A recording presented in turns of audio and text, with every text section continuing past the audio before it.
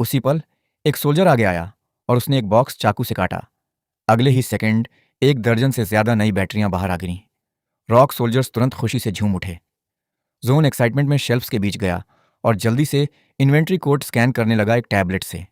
यहाँ कम से कम 30,000 बैटरियां हैं और वो एक्सीलेंट कंडीशन में हैं। डैमेज रेट 5% से कम है। ये सुनकर स्कॉर्पियन मुश्किल से अपनी एक्साइटमेंट रोक पाया। अगर हम इसे वापस ले गए तो बॉस गू का कैंड फूड रिवॉर्ड शायद पहाड़ जैसा लग जाएगा। उसी पल जोन फिर से चिल्लाया, यहाँ एक से ज्यादा प्रोडक्शन लाइन है, यहाँ 2 पूरी प्रोडक्शन लाइन है। उसके बोलते ही स्कॉर्पियन जोर जोर से हंसने लगा। उसने वॉकी टॉकी पकड़ा। बॉस गो रिपोर्ट, हमें 30,000 सही बैटरियां मिली हैं ईस्ट डिस्ट्रिक्ट वेयरहाउस में। यहाँ 2 पूरी प्रोडक्शन लाइन भी हैं। कन्वीनियंस स्टोर में तुम अभी भी फोल्डिंग बेड से टिके हुए थे। अच्छी खबरें लगातार आ रही थीं कम्युनिकेटर से। बीहाइव ने सारा हाई ग्राउंड सिक्योर कर लिया है। कोई बड़ा दुश्मन नहीं मिला है। डॉर्म बिल्डिंग नॉर्थ डिस्ट्रिक्ट की पूरी तरह क्लियर हो गई है। पर तुम्हारा एक्सप्रेशन बिल्कुल नहीं बदला। तुमने बस अपनी साइकिक पावर यूज की एक कोक का कैन लेने के लिए शेल्फ से। फिर तुम आराम से उसे पीने लगे। जल्द ही डेटा कॉपी पूरा हो गया। सारी बैटरियां भी पैक हो गईं। फिर चारों टीमें गेट के सामने जमा हो गईं। तब तक स्कॉर्पियन को बेचैनी होने लगी थी। उसे नहीं पता था कि तुम विक्ट्री बैंक्वेट के लिए मानोगे या फिर उस पर गुस्सा करोगे। बस ये सोचकर ही स्कॉर्पियन का खून सूख रहा था। थोड़ी देर बाद मेन ग्रुप लौट आया कन्वीनियंस स्टोर के सामने। वहां एक अजीब सी शांति छा गई। सबकी नजरें टिकी थीं कसकर बंद रोलिंग डोर पर। एक पल बाद रोलिंग डोर धीरे धीरे उठा। तुम्हारा चेहरा शांत था जब तुम धीरे धीरे बाहर आए। तुम्हारी नजर स्कॉर्पियन पर पड़ी। स्कॉर्पियन, तुमने पहले कहा था कि तुम्हें एक विक्ट्री बैंक्वेट चाहिए, राइट? यह सुनकर स्कॉर्पियन का दिल तुरंत बैठ गया। ठंडा पसीना उसके माथे पर आ गया। मैंने हद पार कर दी बॉस गुओ, मैं। पर तुमने उसे टोक दिया। बुरा आइडिया नहीं है। फिर तुमने हाथ उठाया और हल्का सा इशारा किया। एक ही पल में चौक के बीचों बीच मीट का छोटा पहाड़ आ गया। वहां पोर्क, बीफ, चिकन और डक था। उसके तुरंत बाद ढेर सारी सब्जियां और आलू हवा से आ गिरे। वहां ठंडी बियर के भी सैकड़ों केस आ गए। एक पल में पूरा चौक लोगों के थूक निगलने की आवाज से भर गया। फिर तुम्हारी आवाज गूंजी, तुम सब खड़े क्या हो? आज खाने के लिए खूब मीट है। जैसे ही ये बोला गया पूरी भीड़ में कुछ पल के लिए सन्नाटा छा गया। फिर आसमान फाड़ देने वाली चीखें गूंजी। सैनिक अब खुद को रोक नहीं पाए। वो सब उस मीट के पहाड़ की तरफ भागे। कुछ देर बाद कानी वॉरियर्स ने ग्रिल सेट किए और कोयला जलाया। आर्क के लोगों ने सब्जियां धोनी शुरू कर दी। इस बीच हाइव के स्काउट्स चारों तरफ फैल गए। उन्होंने दावत की सिक्योरिटी का जिम्मा ले लिया। कुछ 2.5 मिनट बाद मीट की महक पूरे चौक में फैल गई। सब ग्रिल्ड मीट खा रहे थे और बियर पी रहे थे, जैसे सब कुछ आपदा से पहले जैसा हो गया हो। वहीं नाइटिंगेल भीड़ के किनारे खड़ी थी। तुम्हें देख रही थी जैसे तुम सब शांति से देख रहे थे। उस पल उसे अचानक सब समझ आ गया। तुमने उसे बेइज्जत नहीं किया था, ना ही कोई भीख दी थी। ये एक चॉइस थी, टुकड़ों के लिए लड़ने वाला लोन वुल्फ बने रहने की, या लायन किंग के सामने झुकने की और उसकी दी हुई दावत का मजा लेने की। तुम चौखट पर टिके थे, कोक पी रहे थे। अचानक स्कॉर्पियन दौड़कर आया। उसका चेहरा लाल था। उसने झुककर सम्मान दिया। बॉस, आज से पेनरॉक आपका सबसे वफादार साथी है। मेरी जान भी आपकी है। तुमने कुछ नहीं कहा। तुमने बस हाथ में खाली कोक कैन मरोड़ा और उसे 10 मीटर दूर डस्टबिन में फेंक दिया। फिर तुमने शांत आवाज में कहा, अगर तुम आगे भी बात सुनोगे तो हर मील में मीट मिलेगा। फिर तुम मुड़े और वापस चले गए कन्वीनियंस स्टोर के अंधेरे में। यह बात वहां मौजूद सबके लिए एक टॉनिक की तरह लगी और तुम्हारा दबदबा पूरे चौक पर छा गया। सेलिब्रेशन चलता रहा। बाओ, हांग फेंग और प्रोफेसर जी एक साधारण टेबल के पास बैठे थे। वो सब अच्छे से जानते थे कि आज से खंडहरों के नियम बदल चुके हैं। काफी देर बाद कोयले की आग धीरे धीरे बुझ गई। मीट का वो पहाड़ पूरी तरह खत्म हो चुका था। उसी पल रोलिंग शटर चुपचाप ऊपर उठा। तुम एक बार फिर बाहर आए। सबकी नजरें तुरंत तुम पर टिक गईं। पर तुमने सिर्फ हाथ उठाया और इशारा किया और सप्लाई के ढेर हवा से चौक में प्रकट हो गए। वहां सिर्फ कंप्रेस्ड बिस्किट्स और चावल ही नहीं थे, बल्कि लंचन मीट के अनगिनत कैंस और सिगरेट्स भी रखे थे। यहां सप्लाई के 2 हिस्से हैं। एक हिस्सा चारों मेजर फैक्शंस का पेमेंट है। दूसरा हिस्सा उनमें बटेगा जिन्होंने इस लड़ाई में हिस्सा लिया। अपनी मेरिट के हिसाब से अपना हिस्सा ले लो। बाव इसे बांटने का काम संभालेगी। स्कॉर्पियन मदद करेगा। इतना कहकर तुम मुड़े और वापस कन्वीनियंस स्टोर के अंदर चले गए। चौक एक बार फिर खुशी की चीखों से गूंज उठा। बाव आगे आई और मेरिट रिकॉर्ड्स के हिसाब से सामान बांटना शुरू किया। पूरा प्रोसेस बड़े ऑर्डर में हुआ। उस वक्त सबको पता था कि पुराना जमाना खत्म हो गया। आज से इन खंडहरों में सिर्फ एक नियम था, और वो था तुम्हारा नियम। कुछ ही देर में सारा सामान बंट चुका था। एक के बाद एक काफिलों ने इंजन स्टार्ट किए और चौक से बाहर निकल गए। जल्द ही चौक में सिर्फ बिखरी हड्डियां और खाली बोतलें बची थीं। इस बीच नाइटिंगेल और अवेकंड चौक के बीच में अकेले खड़े थे। उस पल वो अच्छे से जानते थे कि तुम ही उनकी इकलौती चॉइस हो। ये देखकर तुमने अपना हाथ हल्का सा हिलाया और इंस्टेंट नूडल्स और कैंड फूड के दर्जनों बॉक्स हवा से आ गिरे। ये तुम्हारी पेमेंट है, इसे लो और जाओ। जैसे ही तुमने बोलना खत्म किया, वो निशान वाला आदमी अचानक दहाड़ा। क्या आप हमें यूज करके फेंकने वाले कचरे की तरह समझ रहे हैं? आप हमें बस एक वक्त का खाना देकर भेज रहे हैं? उसके पीछे की भीड़ भी तुरंत बेचैन हो गई, पर नाइटिंगेल अपनी जगह से नहीं हिली। उसने 2 कदम आगे बढ़ाए और सीधा तुम्हें देखा। हम रुक कर आपके लिए काम करना चाहते हैं। टेक पार्क अभी खाली है। जल्द ही स्कैवेंजर्स की नजर उस पर पड़ेगी। बिना गार्ड के वो सारे इक्विपमेंट और सप्लाई एक दिन में साफ हो जाएंगे। चारों मेजर फैक्शंस के लोग रिकवर करने के लिए वापस जा चुके हैं। वो जल्दी वापस नहीं आएंगे, और सिर्फ हम ही हैं जो तुरंत पार्क जा सकते हैं। उसकी बातें सुनकर पीछे खड़े अवेकंड शांत हो गए और एक दूसरे को देखने लगे। तुम्हारे होठों पर एक हल्की सी मुस्कान आ गई। तुमने शांत आवाज में कहा, अगर ऐसा है तो तुम अब फ्री अवेकंड नहीं रहोगे। तुम मेरी पहली डायरेक्ट एक्शन टीम बनोगे। Code name Nightblade. तुम कैप्टन होगी। तुम्हारी आवाज में पक्का इरादा था, जिसमें कोई बहस की गुंजाइश नहीं थी। बात खत्म होते ही नाइटिंगेल ने हल्का सा सिर हिलाया। यह देखकर तुमने फिर से अपना हाथ उठाया। अगले ही सेकंड एक बिल्कुल नया डीजल जनरेटर जमीन पर आ गिरा। कई डीजल बैरल उसके पास रखे थे। उसके ठीक बाद एक छोटा रेकॉन ड्रोन और उसका कंट्रोल टैबलेट आ गया।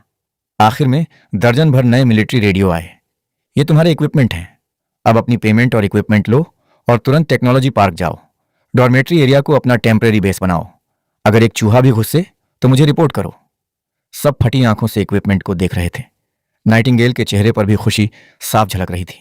वो अचानक अपने साथियों की तरफ मुड़ी और सख्ती से बोली, सब लोग सप्लाई चेक करो और मूव आउट। इस बार उसे एक साथ जोरदार जवाब मिला, यस कैप्टन। फिर सब लोग सप्लाई मूव करने लगे। उसके बाद वो धूल उड़ाते हुए टेक पार्क की तरफ निकल गए। तुमने अपनी नजरें हटाई और धीरे धीरे रोलिंग शटर नीचे खींच दिया। सन्नाटा कन्वीनियंस स्टोर में फिर से छा गया। तुम कंप्यूटर स्क्रीन पर कॉम्प्लेक्स इंडस्ट्रियल डिजाइन ब्लूप्रिंट्स देख रहे थे। Thor 7 battery production line, process flow और टेक्निकल डॉक्यूमेंट्स। तुम्हारे होठों पर एक मुस्कान आ गई और फिर तुम रियल वर्ल्ड में लौट आए। वेयरहाउस के गोल्ड को स्टार्टअप कैपिटल बनाकर और हाई एनर्जी बैटरियों को बेस बनाकर तुम अपना खुद का असली बिजनेस एम्पायर खड़ा करने वाले थे। इस ऑपरेशन की खबर तेजी से पूरे वेस्टलैंड में फैल गई और भी लोग चौक की तरफ आने लगे। जल्द ही वहां एक बहुत बड़ी भीड़ जमा हो गई। उस वक्त तुम दरवाजे पर आए, पर तुमने कोई खाना बाहर नहीं निकाला। तुमने ठंडी आवाज में कहा, मैं अपना रूल एक बार फिर बता रहा हूं, अपनी ढूंढी हुई कीमती चीजों से जिंदा रहने का हक कमाओ। बात खत्म होते ही तुमने सिर्फ एक आदमी को टेम्परेरी मैनेजर बना दिया। उसी वक्त एक साधारण लेकिन तेज ट्रेडिंग मार्केट शुरू हो गया। सर्वाइवर्स सप्लाई के लिए एक के बाद एक लाइन में लगने लगे। इस बीच तुम कन्वीनियंस स्टोर में बैठे थे और इस पुरानी दुनिया के कचरे को अपने डायमेंशनल वेयरहाउस में स्टोर कर रहे थे। टाइम निकलता गया। डायमेंशनल ट्रैवल कूलडाउन पूरा हो गया। उस वक्त तुमने चौक की तरफ देखा। लाइन और भी लंबी हो गई थी, जो पहले ही कई 100 मीटर दूर तक जा रही थी। ये देखकर तुमने टेम्परेरी मैनेजर से कहा, ट्रेडिंग ठीक 5 बजे खत्म हो जाएगी, उसके बाद किसी को कुछ नहीं मिलेगा। यह सुनकर मैनेजर कांप गया।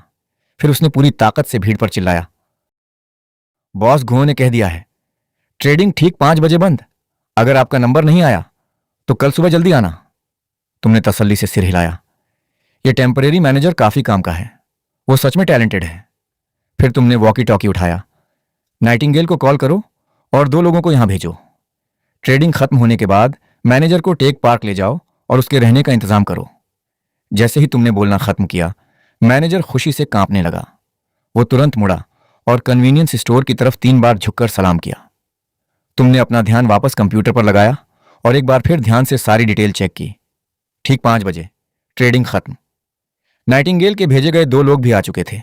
सर्वाइवर्स एक एक करके जाने लगे। किसी की पंगा लेने की हिम्मत नहीं थी। जल्द ही चौक में फिर से सन्नाटा छा गया। फिर एक सोच के साथ ही हवा मोड़ने लगी। तुम्हारी आंखों के सामने तुरंत एक भंवर सा बन गया। पलक झपकते ही तुम रियल वर्ल्ड में लौट आए। सू के बॉस के साथ मीटिंग में अभी 2 घंटे बाकी थे। तुम तुरंत शहर के सबसे प्रीमियम मॉल गए और सीधे एक टॉप एंड मेंसवेयर स्टोर में गए। आधे घंटे बाद तुम एक डार्क ग्रे कस्टम सूट पहने बाहर निकले। इस वक्त तुम कन्वीनियंस स्टोर के मालिक नहीं लग रहे थे, बल्कि हाई सोसाइटी के कोई बड़े आदमी लग रहे थे। शाम 7 बजे जिंक्शन टी हाउस, एक सफेद कार्गो वैन गेट के सामने रुकी। तुम ड्राइवर सीट से नीचे उतरे। सू तुम्हारा स्वागत करने के लिए खुद गेट पर इंतजार कर रही थी, पर तुमने उस पर ध्यान नहीं दिया। तुम सीधे वैन के पीछे गए, फिर पीछे से 2 मेटल केस बाहर निकाले। मेटल केस के कोने वजन की वजह से थोड़े मुड़े हुए थे। ये देखकर सू की आंखें फटी रह गईं। 300 किलो गोल्ड, दोनों केस में आधा आधा था। हर एक का वजन 150 किलो था। फिर भी तुमने दोनों हाथों में आसानी से उठा रखा था। सू ने एक गहरी सांस ली। उसने अंदर के शौक को दबाने की कोशिश की। फिर वो साइड में हुई और पीछे आने का इशारा किया। बॉस इंतजार कर रहे हैं। फिर वो तुम्हें गेट के अंदर ले गई। तुम्हें कोर्टयार्ड के अंधेरे में कुछ ठंडी आहटें महसूस हुईं, जैसे जहरीले सांप घात लगाए बैठे हों। जल्द ही सू तुम्हें मेन बिल्डिंग के अंदर एक स्टडी रूम में ले गई। स्टडी रूम में एक रोजवुड डेस्क था और दीवारों पर किताबें लगी थीं। एक बुजुर्ग आदमी डेस्क के पीछे बैठा था। यह देखकर सू ने उसे एक गहरा सम्मान दिया। ओल्ड टैंग, मिस्टर गू आ गए हैं। इस पर ओल्ड टैंग ने किताब बंद कर दी। फिर उसने अपनी नजरें तुम पर टिका दी। तुमने भी उसे शांति से देखा। फिर तुमने वो दोनों भारी केस रोजवुड डेस्क पर पटक दिए। पूरी डेस्क से एक जोरदार आवाज आई, 300 किलो माल, चेक करो। उस पर ओल्ड टैंग ने अपनी भौहें उठाईं। उसने दोनों केस को छुआ तक नहीं। उसने बस धीरे से डेस्क का फोन उठाया। जल्द ही दरवाजे पर दस्तक हुई। गोल्ड रिम वाला चश्मा पहने एक आदमी स्टडी रूम में आया। उसके पास प्रिसिजन टेस्टिंग इक्विपमेंट था। फिर उसने आगे बढ़कर केस का ढक्कन खोल दिया। अंदर गोल्ड बार्स लाइन से जमे हुए थे। फिर उस आदमी ने एक एक करके स्पॉट चेकिंग और वजन करना शुरू किया। इंस्पेक्शन जल्दी ही खत्म हो गया। उस आदमी ने कहा, old Tang, 600 gold bars, total वजन 300 किलो, सब प्योरिटी स्टैंडर्ड पर खरे हैं। इस पर ओल्ड टैंग ने अपना हाथ हिलाया। यह देखकर वो आदमी और सू एक साथ कमरे से बाहर चले गए। ओल्ड टैंग ने डेस्क पर अपनी उंगलियां फंसाईं। मैं इस गोल्ड के लिए 246 मिलियन ऑफर कर सकता हूं। सू ने कहा कि आपको बैटरी कंपनी चाहिए। इतना कहकर ओल्ड टैंग ने एक टैबलेट तुम्हारी तरफ खिसका दिया। स्क्रीन पर 3 कंपनियों की डिटेल थी। तुमने उसकी तरफ देखा तक नहीं। मुझे बस युआनशिंग टेक्नोलॉजी चाहिए। अगले ही सेकंड ओल्ड टैंग की आंखें सिकुड़ गईं। अपनी फैक्ट्री की बिल्डिंग्स और खराब प्रोडक्शन लाइंस के अलावा युआनशिंग टेक्नोलॉजी की अब कोई वैल्यू नहीं बची है, और वो शहर के बाहर भी है। इससे एक बात क्लियर है, आपको सिर्फ एक लीगल फ्रंट चाहिए। ओल्ड मास्टर टैंग ने और कुछ नहीं कहा। उसने फोन उठाया और सीधे लीगल डिपार्टमेंट को कॉल किया। युआनशिंग टेक्नोलॉजी का फुल इक्विटी ट्रांसफर एग्रीमेंट तैयार करो। फाइनेंस डिपार्टमेंट से कहो कि तुरंत एक प्रोजेक्ट टीम बनाए। इस गोल्ड को जितना हो सके क्लीन चैनल्स के जरिए हैंडल करो। कॉल कट गया। कई डिपार्टमेंट्स तुरंत हाई गियर में काम करने लगे। 1 घंटे से भी कम समय में कॉन्ट्रैक्ट आ गया। तुमने पेन लिया और तुरंत साइन कर दिए। ओल्ड मास्टर टैंग हैरान रह गया। उसे उम्मीद नहीं थी कि तुम एक भी क्लॉज बिना देखे साइन कर दोगे, पर तुमने ओल्ड मास्टर टैंग की तरफ देखा। तुम्हारी नजरें बिल्कुल शांत और स्थिर थीं। अब मैं इस कंपनी का मालिक हूं। मुझे युआनशिंग टेक्नोलॉजी के सभी करंट एम्प्लॉयज की लिस्ट चाहिए, उनकी पोस्ट, सैलरी और सारे रिकॉर्ड्स के साथ। साथ ही कंपनी के सारे अकाउंट्स तुरंत फ्रीज कर दो। मेरे बिना ऑर्डर के कोई फिजिकल एसेट नहीं हिलेगा। कुछ भी बाहर नहीं जाना चाहिए। कंपनी के सबको एक फाइनल नोटिस भेज दो। कल सुबह 9 बजे सबअर्बन फैक्ट्री में मीटिंग है। जो लेट होगा या नहीं आएगा उसे रिजाइन मान लिया जाएगा। मैं करवा दूंगा जैसा आपने कहा। युआनशिंग टेक्नोलॉजी का प्राइस 180 मिलियन है। बाकी गोल्ड का क्या करना है? उस वक्त तुमने एक पेपर थमाया। मुझे 5 मिलियन कैश चाहिए। बाकी आप अभी अपने पास रखिए ओल्ड मास्टर टैंग। इंटरनल काम खत्म होने के बाद इसे कंपनी के अकाउंट में ट्रांसफर कर देना। ओल्ड मास्टर टैंग ने एक स्माइल के साथ तुम्हें देखा। उसे तुम और भी ज्यादा मिस्टीरियस लग रहे थे। जल्द ही सू एक कार्ट लेकर स्टडी रूम में आई। कार्ट पर 2 ब्लैक केस रखे थे। मिस्टर गू, ये रहे आपके 5 मिलियन कैश। तुमने सिर हिलाया। फिर तुम उठे और ओल्ड मास्टर टैंग को हल्का सा सिर हिलाया। फिर तुमने केस उठाए और स्टडी रूम से बाहर निकलने लगे। जल्द ही तुम मेन गेट के बाहर आ गए। तुमने दोनों केस पैसेंजर सीट पर फेंके, फिर ट्रक स्टार्ट किया और वहां से निकल गए। उस वक्त स्टडी रूम के अंदर सू ने ओल्ड मास्टर टैंग से कहा, क्या हम सच में मिस्टर गू के साथ काम करेंगे? उनका बैकग्राउंड बहुत ही रहस्यमयी है और उनका काम करने का तरीका बहुत बेखौफ है। वो बिल्कुल बेरहम है। रिकॉर्ड बताते हैं कि उनका पास्ट एकदम नॉर्मल था। पर बस कुछ ही दिनों में उनके पास इतना सारा पैसा कहाँ से आ गया? ये सुनकर ओल्ड मास्टर टैंक धीरे धीरे पीछे मुड़ा। उसने शांत आवाज में कहा, हमें जो भी इंफॉर्मेशन मिली है सब नष्ट कर दो। आज से हमारे नीचे का कोई भी इंसान मिस्टर गुओ की जासूसी नहीं करेगा। जो बात नहीं मानेगा उसे फैमिली लॉ से सजा मिलेगी, और मिस्टर गुओ को जो भी चाहिए उसे किसी भी कीमत पर पूरा करो। ये सुनकर सू की आंखें तेज हो गईं। अगली सुबह 8:45 पर सैकड़ों एम्प्लॉयज युआन शिंग फैक्ट्री में जमा थे। सब फुसफुसा रहे थे और सबके चेहरों पर बेचैनी और शक था। तभी एक इंजन की आवाज पास आती गई। तुरंत सबकी नजरें वर्कशॉप गेट की तरफ मुड़ गईं। तुम्हारे हाथ में एक फोल्डर था और तुम सीधे भीड़ में गए। जब तुमने उन्हें देखा, बातें बंद हो गईं। फिर तुमने अपना फोल्डर खोला और युआन शिंग के डायरेक्टर को बुलाया। तुम्हारे पास 10 मिनट हैं सामान पैक करने के लिए, निकलो। ये बोलते ही पूरी वर्कशॉप सुन्न हो गई। डायरेक्टर के चेहरे पर शौक था। ये बकवास है, तुम खुद को समझते क्या हो मुझे निकलने को कहने वाले? तभी चीफ इंजीनियर माफी मांगने आगे आया। हम भले ही अभी मार्केट में ना आए हों, पर हमने मटेरियल्स और डिजाइन में काफी तरक्की की है। अगर आप हमें थोड़ा टाइम और फंड दें। उसे हैरानी हुई जब तुमने उसे टोक दिया। तुम्हारा प्रोजेक्ट 3 साल से चल रहा है। कंपनी का बजट और सब्सिडी मिलाकर टोटल 78 मिलियन फूंक दिए। तुम्हारा बनाया बैटरी सैंपल मार्केट स्टैंडर्ड के आधे के लायक भी नहीं है। सेफ्टी की बात करें तो इसमें थर्मल रनावे का बड़ा रिस्क है। तुम्हारी टेक्नोलॉजी कचरा है। यह सुनकर इंजीनियर खड़ा भी नहीं रह पा रहा था। तुम कुछ नहीं समझते। तुम युआन शिंग को बर्बाद कर रहे हो, और मैं युआन शिंग को एक फ्रेश स्टार्ट दूंगा और पूरी बैटरी इंडस्ट्री को बदल कर रख दूंगा। जिस पल ये शब्द बोले गए, सबने एक दूसरे को देखा। डाउट और बेचैनी फैलने लगी। ये देखकर तुमने आगे बोलना जारी रखा और एक के बाद एक कई एग्जीक्यूटिव्स को बुलाया। फिर तुमने हर एक के करप्शन के सबूत एक एक करके सामने रख दिए। तब जाकर सबको समझ आया, तुम नेगोशिएट करने नहीं आए थे, बल्कि हिसाब बराबर करने आए थे। जैसे ही तुमने आखिरी नाम और उनका जुर्म पढ़ा, एग्जीक्यूटिव टीम की हवा निकल गई। जेल का डर उन सब पर मंडरा रहा था। डायरेक्टर्स भी पीले पड़ गए थे, पर अभी खत्म नहीं हुआ था। तुम नाम लेते रहे। तुम्हारी आवाज धारदार हथियार जैसी थी। प्रोडक्शन लाइन से लेकर वेयर हाउस डिपार्टमेंट तक, यहां तक कि सपोर्ट टीम भी, हर इंसान ने काम में चोरी और लापरवाही की थी। पक्के सबूतों के सामने उनमें से कोई भी अपने बचाव में एक शब्द नहीं बोल सका। सबकी नफरत भरी नजरों के बीच वो बस वहां से खिसक गए। 10 मिनट से भी कम समय में वर्कशॉप का करीब 1/5 स्टाफ जा चुका था। जो बचे थे वो डर से चुप थे। हवा में एक अजीब सा डर था। उस पल तुमने फोल्डर बंद किया। फिर सबकी नजरों के सामने तुमने कार से एक ब्रीफकेस निकाला। तुमने केस को वर्कशॉप के बीच में फेंका। फिर तुमने उसे सबके सामने खोला। अंदर लाल नोटों की गड्डियां रखी थीं। 5 मिलियन कैश सबके सामने रखा था। तुमने शांति से कहा, यह पैसा तुम्हारे लिए है। उन लोगों ने जो गबन किया वो इससे कहीं ज्यादा था। आज से जो भी रुकेगा उसे 50% हाइक मिलेगी। जो सैलरी डायरेक्टर्स ने रोकी थी वो प्रोडक्शन शुरू होने से पहले पूरी मिल जाएगी। सब लाइन में लग जाओ। हर एक को 10,000 युआन बोनस मिलेगा। तुम्हारे ये बोलते ही वर्कशॉप में एक पल के लिए सन्नाटा छा गया। फिर ज्वालामुखी की तरह चीखें गूंजीं। उस पल सारी बेचैनी और शक दूर हो गया। कुछ ही देर में कैश केस के सामने एक लंबी लाइन लग गई। पैसा मिलने के बाद सबने तुम्हें झुककर सलाम किया। पर तभी एक अजीब आवाज ने माहौल बिगाड़ दिया। आरडी डिपार्टमेंट से एक इंजीनियर बोला, डायरेक्टर गुओ, मेरा नाम सुन ले। मैं चीफ इंजीनियर चेन के अंडर काम करता था, मटेरियल टेस्टिंग करता था। अब कंपनी की एग्जीक्यूटिव टीम पूरी तरह साफ हो चुकी है। चीफ चेन भी निकाल दिए गए। अब हम क्या बनाएंगे? ये बोलते ही पूरे कमरे में सन्नाटा छा गया, क्योंकि बिना प्रोडक्शन टारगेट के कंपनी नहीं चल सकती। अगर ऐसा हुआ तो सबकी नौकरी चली जाएगी। ये सोचकर सबकी नजरें तुम पर टिक गईं। तुमने कोई लंबी स्पीच नहीं दी।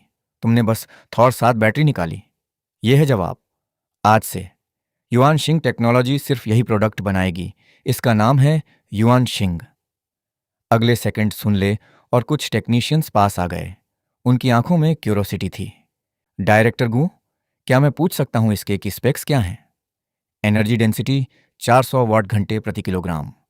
Full cycle life span 5,500 cycles. ये बोलते ही जैसे हवा ही जम गई। हर टेक्नीशियन सुन्न था। सुन ले लगभग चिल्लाया, ये बिल्कुल इम्पॉसिबल है। ये नंबर्स फिजिक्स के लॉ के खिलाफ हैं। दुनिया के टॉप सैंपल्स के मुकाबले भी ये सिर्फ फैंटेसी है। इस डाउट के बीच तुम्हें यही रिएक्शन चाहिए था। क्या वर्कशॉप में टेस्टिंग मशीन है? अपने बेस्ट इक्विपमेंट और स्ट्रिक्ट स्टैंडर्ड्स से चेक करो कि मैं सच कह रहा हूं या नहीं। सुन ले वहीं जम गया। उसे उम्मीद नहीं थी कि तुम इतने कॉन्फिडेंट होगे। फिर सुन ले जोर से बोला, टेक्निकल और क्वालिटी कंट्रोल वाले मेरे साथ आओ। फिर वो आगे बढ़ा, बैटरी को तुम्हारे हाथ से सावधानी से लिया और हाथों में संभाल लिया। फिर वो आगे चला, सेकंड फ्लोर की लैब की तरफ दौड़ते हुए। आधे घंटे बाद इंस्पेक्शन पूरा हो गया। सुन ले पागलों की तरह नीचे दौड़ता आया। उसके हाथ कांप रहे थे जब वो टेस्ट रिपोर्ट्स पकड़े था। टेस्ट रिजल्ट आ गए हैं। एनर्जी डेंसिटी 41.7 वाट घंटे प्रति किलोग्राम। हाई इंटेंसिटी टेस्टिंग के अंडर कैपेसिटी फेड सिर्फ 0.3% थी और ये हर सेफ्टी टेस्ट में पास हो गई। ये खत्म होते ही सब शौक में चुपचाप खड़े रह गए। उस पल उनके सामने रखा वो मेटल ब्लॉक सोने के पहाड़ जैसा लग रहा था। सुन ले के अनाउंसमेंट के बाद वो अपनी अंदर की हलचल नहीं रोक पाया। वो तुम्हारे पास आया और तुम्हें झुककर सलाम किया। आज से अगर आप ईस्ट जाने को कहेंगे तो मैं वेस्ट बिल्कुल नहीं जाऊंगा। तुमने फिर कैश बॉक्स के पास खड़े एम्प्लॉय को इंस्ट्रक्शन दिया, पैसा बांटना खत्म करो और इसका रिकॉर्ड रखो। कल सुबह 9 बजे सबको काम पर आना है। इतना कहकर तुम मुड़े और चल दिए। सैकड़ों लोगों की नजरों के बीच तुम ट्रक में बैठकर धूल उड़ाते हुए निकल गए। ट्रक के अंदर तुमने अपना फोन उठाया और सू को कॉल किया। मुझे तुमसे कुछ काम है। मैं जो टेक्निकल फाइल्स भेज रहा हूं उन्हें रिसीव करो। युआन शिंग टेक्नोलॉजी के नाम पर जल्दी से पेटेंट फाइल करो। सारी टेक्निकल डिटेल्स टॉप सीक्रेट रखो। कंपनी चलाने के लिए एक टॉप टियर मैनेजर हायर करो। फिर देश के बेस्ट बैटरी एक्सपर्ट्स की टीम बनाओ और मेरे लिए एक प्रेस कॉन्फ्रेंस अरेंज करो। इसे आज से 3 दिन बाद रखो। लाइन के दूसरी तरफ सू की आंखें तेज हो गईं। तुम्हारे इतने तेज और पक्के फैसलों से वो हैरान थी। अंडरस्टूड, मैं अभी काम पर लगती हूं। यह कहकर तुमने कॉल कट कर दिया। स्टडी रूम में सू ने ओल्ड टैंक को तुम्हारी सारी बातें जस की तस बता दी। यह सुनकर ओल्ड टैंक के चेहरे पर एक साफ इमोशन दिखा। बिल्कुल वैसा ही करो। हमारे सारे कनेक्शंस यूज करो। किसी भी कीमत पर उनका साथ दो। देखते हैं 3 दिन बाद वो क्या सरप्राइज लाते हैं। जल्द ही ओल्ड टैंक के लोग एक्टिव हो गए। आधे घंटे में टॉप पेटेंट फर्म्स को एनक्रिप्टेड फाइल्स मिल गईं और 3 टॉप हेडहंटिंग फर्म्स को असाइनमेंट मिल गया। उसी समय टेक हेडलाइंस में आर्टिकल्स छाने लगे, युआन शिंग टेक्नोलॉजी को स्पॉटलाइट में लाते हुए। इस बीच तुमने हमेशा की तरह सप्लाई रिस्टॉक की और एपोकैलिप्स वर्ल्ड के लिए निकल पड़े। तुमने पेंसी और आर्क जैसे फैक्शंस को ट्रेड के लिए क्रिस्टल कोर और गोल्ड लाने को कहा।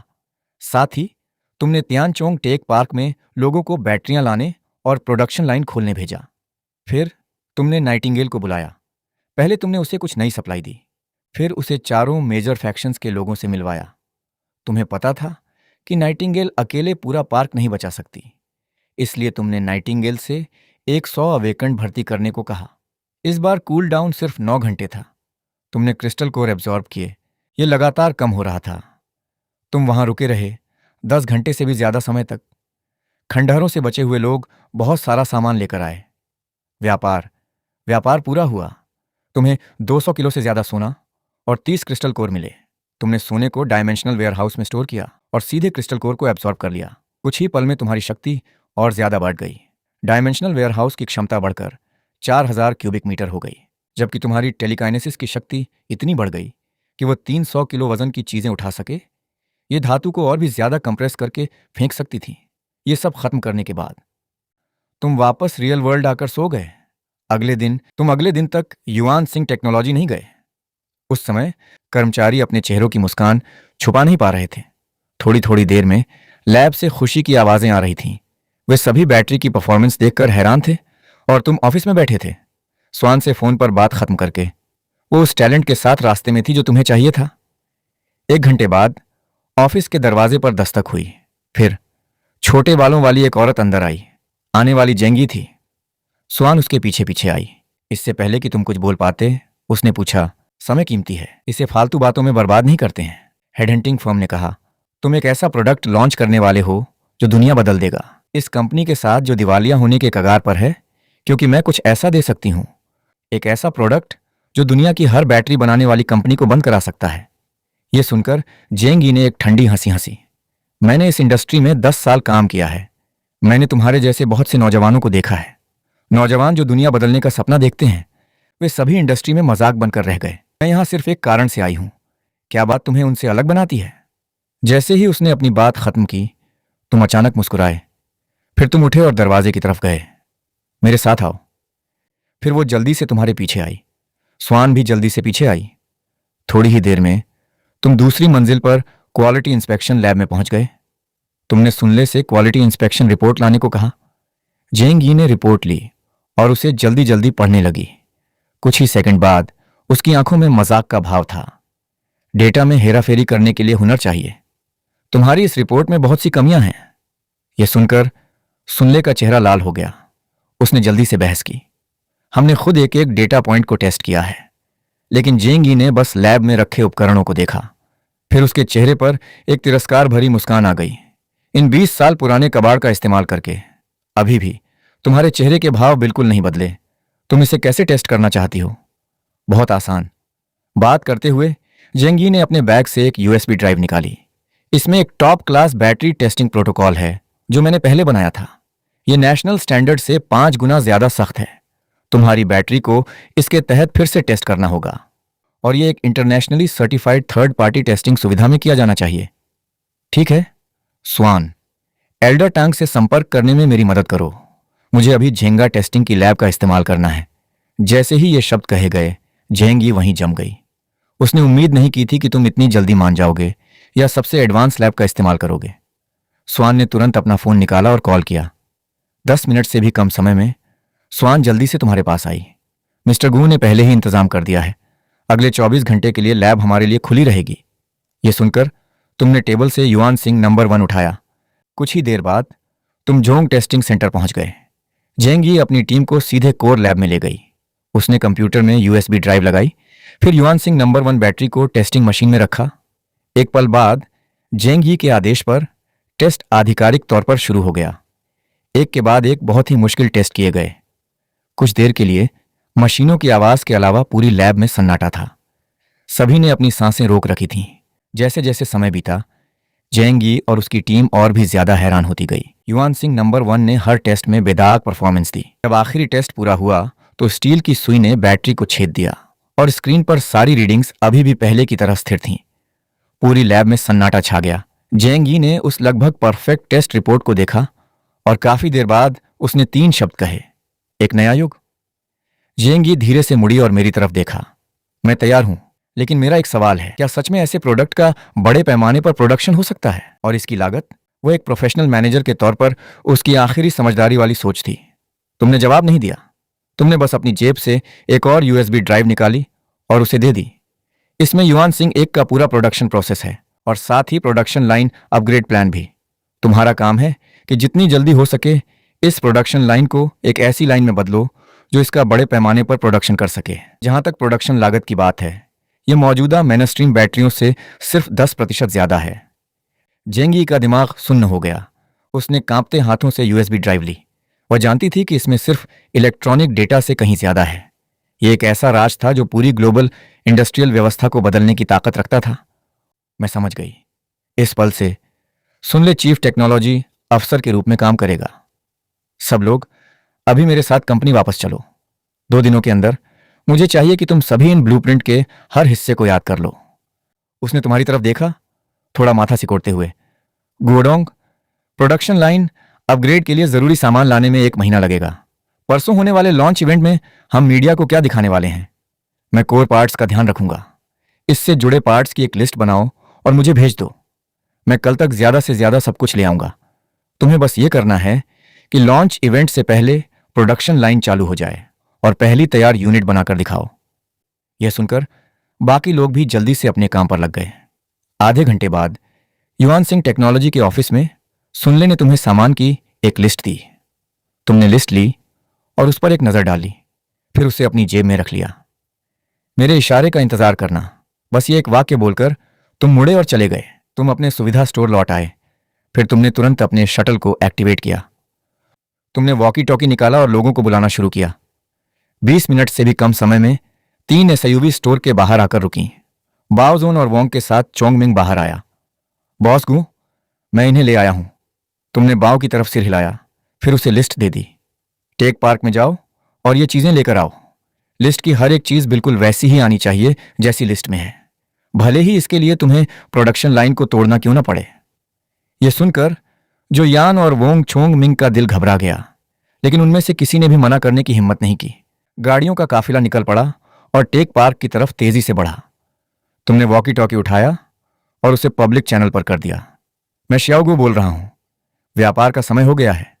सोना और क्रिस्टल कोर लाओ और बदले में सामान ले जाओ। एक के बाद एक जवाब आने शुरू हो गए।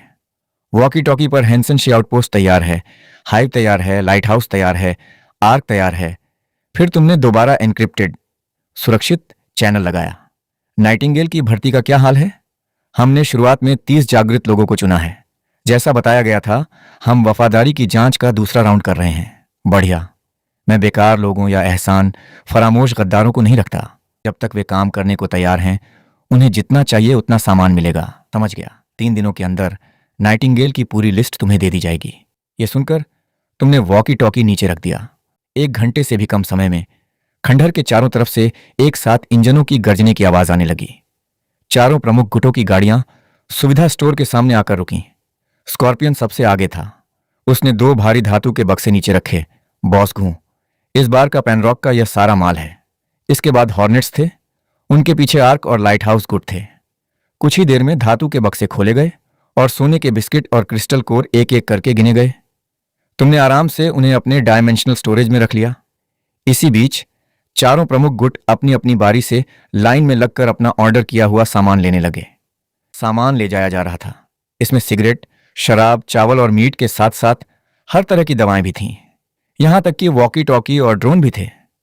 तुम्हारे दिए हुए सामान से चारों प्रमुख गुटों और जागृत लोगों की जिंदगी का स्तर धीरे धीरे सुधरने लगा। कुल मिलाकर तुम्हें करीब 300 किलो सोना और साथ ही 42 ग्राम क्रिस्टल कोर मिले। जल्द ही मैदान में फिर से सन्नाटा छा गया। तुमने तुरंत सभी क्रिस्टल कोर को सोख लिया। जैसे ही ऊर्जा की एक ठंडी लहर तुम्हारे शरीर में दौड़ी, तुम्हारी टेलीकिनेसिस, दिमागी शक्ति का कंट्रोल और ताकत कई गुना बढ़ गई थी। उस समय तुम्हारी टेलीकिनेसिस की लिमिट ने आसानी से 400 किलो का आंकड़ा पार कर लिया। तुम्हारे डायमेंशनल स्टोरेज की जगह भी बढ़कर 5000 क्यूबिक मीटर हो गई। तभी बाहर से किसी इंजन की आवाज आई। अगले भाग के लिए अभी सब्सक्राइब करें, अभी सब्सक्राइब करें और बेल आइकन को दबाएं।